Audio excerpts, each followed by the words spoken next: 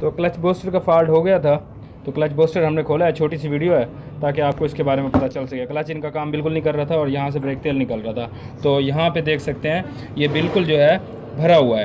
تو اس کی وجہ کیا ہے یہ آپ نے کمنٹس کر کے ضرور بتانا ہے۔ تو انشاءاللہ جب آپ بولیں گے انشاءاللہ نیکسٹ ویڈیو میں اگر کمنٹس کریں گے تو اس کی مکمل ہی ویڈیو بنا دوں گا، یہ بریک تیل کس کی وجہ سے آتا ہے یہاں پہ، تو اور بریک تیل کیوں کم ہوتا ہے۔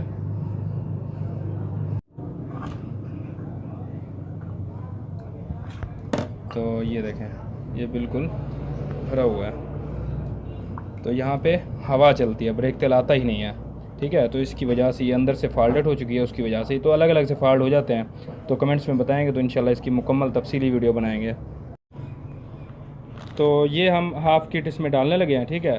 تو جب بھی یہ فالٹڈ ہو جائے کوشش کریں یہ نیو ہی ڈال دیں، تو یہ گاڑی والے کا ہوتا ہے جب یہ نیو ڈلوائے یا پھر یہ کٹ ڈلوا دے، تو میرا یہی ہے مشورہ، جب بھی یہ فالٹڈ ہو جائے تو یہ مکمل ہی چینج کر دیا کریں، تو اس میں جو واشنیں آتی ہیں وہ بہت اچھی آتی ہیں، تو وہ زیادہ عرصہ چل جاتی ہیں۔